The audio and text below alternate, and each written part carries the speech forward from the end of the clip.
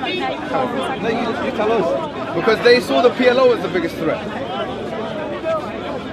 You see, why is that funny? I find why is that funny? Let me find that interesting. Let me tell you why I find that really interesting. I find this stuff incredibly interesting because, you know, depending upon the particular time period, the narrative changes. In the 1980s, you were more concerned with Arab nationalism than you were with Islamism. So now, it has to be the bad Arab, and today it has to be the bad Muslim. So the idea is this, that the Israeli government, no, I'm not saying that they're not bad, no, we do condemn the actions that they do, of course, yeah? Like blowing themselves up and these things. I don't accept that stuff. But what I'm saying to you is, they're making people work. What I'm saying to you, generally speaking, is that the Israeli government has not been consistent in its policies, morally consistent. It's only been strategically consistent, in the sense that it only funds those parties which it sees is beneficial to its own cause. In the 1980s, whatever. This conversation just jumps from thing to thing. Can we just get one symbol? Can we set some premise? She's just said she recognises a future Palestinian state. I will say, if it means peace for the Jewish people and the Arab people in that region, I support a two-state solution. So I support a future Palestinian state. Can you just at least say whether you support an Israeli state or not, just so we know who we're talking to? No, look, me personally, I don't even believe everyone. Joseph, you've had the time to speak. So you said you can show me videos. I've just showed you a video of two Israelis. And what's happening now in that case? IDF shooting a target which is unarmed. And what's happening? And then in that you say unarmed, I say I don't know. What's happening in that instance? Okay, no, but what's happening in that instance? He's getting shot. No, afterwards. What's happening now? No, now, today, what's happening now with Israel about that incident? There's an investigation. There's a military investigation. So nothing is going to happen from the idea. Okay, no problem. So what I was going to say to you is, the narrative I would like you to pay attention to is the narrative that says that upon Israel's inception in 1948, up until this period of time now, just a simple looking at the map of the Palestinian territories, we'll see a constant shrinking of the Palestinian territories. Beautiful. Hold on, do you mind if I just allow you? And that has been, for the most part, gained either through war and or through the settlements that are being put now in the form of Israeli settlements in the West Bank and other places. My point to you is this. My point to you is this. Isn't it patently clear to you, isn't it very, very obvious for you to see that from the beginning, when you had things like Plan Dalit, where you had government documents, and they still exist to this day, that show that the intention of the Israeli government was to wipe away as many of the Palestinians as possible up until this point, so as to every once in a while, every 2 years, 3 years, bombard the most densely populated area in the world of civilian population, which is Gaza, bombard it, knowing full well that this will kill civilians. Isn't that clear to you? And then causing that place to be seized such that you can't even bring things into it, and it takes certain things out of it, and a medical situation there has become dire, and the food situation has become incredibly, it's at the height of, it's now on the verge of being a humanitarian catastrophe. Don't you say that all of that, when you look at it completely, indicates to you that there is a problem in the policies of the IDF and the Israeli government? Okay, so can I respond and fact check each one? So several other points you made. First point was you claim that Israel's borders have been expanding. Not expanding. I didn't say you said Palestinian land has been shrinking. Yes. Okay, fine. Israel has actually given away 70% of the territory it once held. So did you know that? No. What the map shows. No, it's exactly what the map shows. What are you talking about? Okay, so you don't know.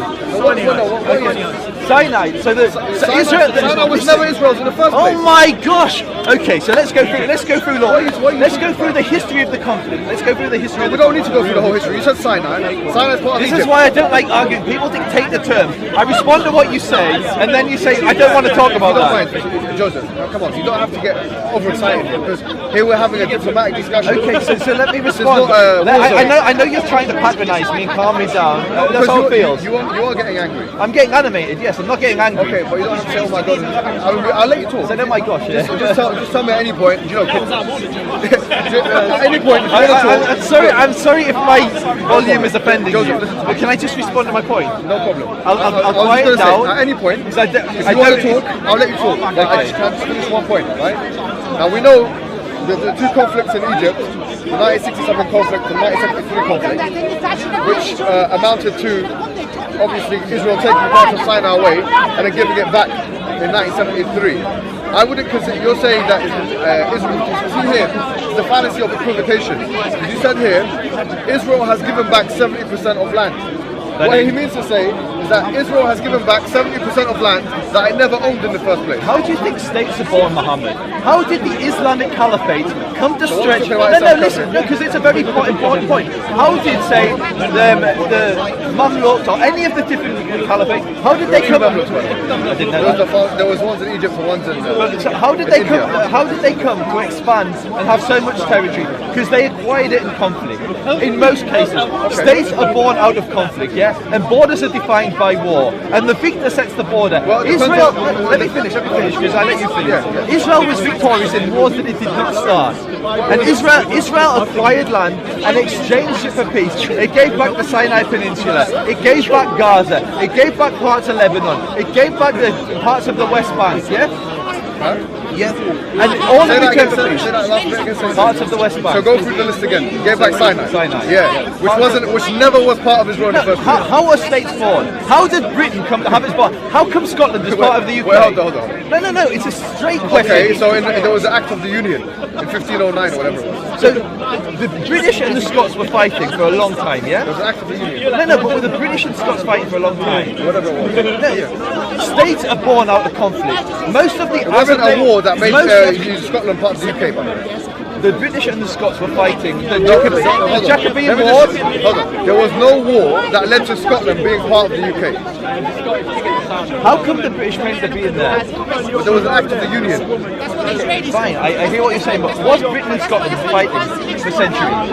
Okay, so look, your point here is it's a bad example. Okay, I understand. You're talking about there was a time, okay, where, for example, certain countries were born out of war. Okay, I'm not saying that was going to happen. And by the way, that always happens. Yeah, That's history. Okay, no problem. But what I'm saying to you is that what premise are you going with? If you're, do you believe you're a liberal Democrat? No. Hold on, please. Joseph. I'm asking you a simple question, please. Do you believe in liberalism and democracy? So I would consider myself to be more of a libertarian, but yeah, I consider I have some liberal values. So you believe in and democracy certainly. Fine. I believe if you are true to a liberal framework from a philosophical perspective, you cannot say on the one hand that okay, I believe in liberalism, and on the other hand say, well, states are born out of war. Because then the counter argument will be, yeah, that's a reality, but it's not a morally acceptable reality from your perspective. Stop defining what I believe, for one. Jewish exceptionalism is what you're talking about. No, you're saying that all the other states are born out of warfare, but it's immoral for Jews to use that same barometer, use that same measure for themselves. No, you're saying that if I think... No. Here's the difference, right? When we had the League of Nations collapse and then the UN start, yeah? Then you have the international laws. So you've got 2 or 3 different departments here. You've got 2 or 3 different dimensions. You have your own philosophical framework, which is liberalism, and democracy is from your perspective. And then you also have international laws. International laws which stipulate... I don't accept the United Nations. Okay.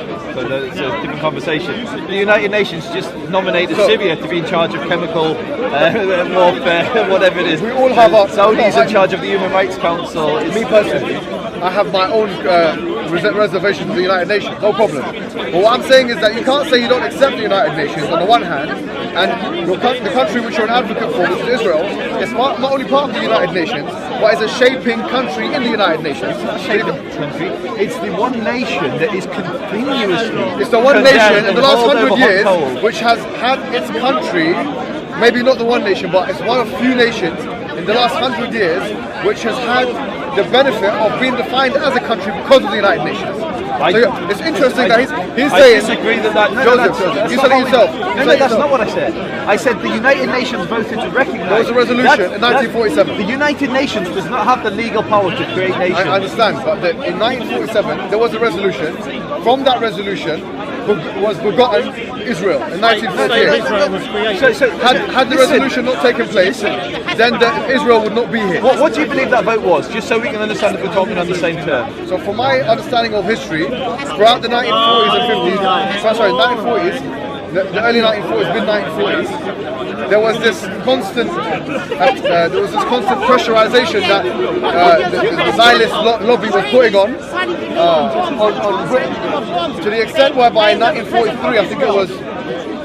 Who was the guy in charge in 1943? Churchill, Roosevelt? No, it wasn't. It was what's his name? What are we talking about? The guy from Labour. Attlee. Yeah, Clement Attlee. He promised at one point the what do you call it? The Israeli state. Yeah. And then he took a step back from that. At which the Israelis or the Jews got very, very angry. And then he referred it to a mandate to Palestine. So Britain referred the case to a mandate to the United Nations. I apologize. Yeah. So they referred the case to the United Nations. After when Britain referred the case to the United Nations, in 1947, that's when the resolution took place, and in May 1948 is when Israel was born.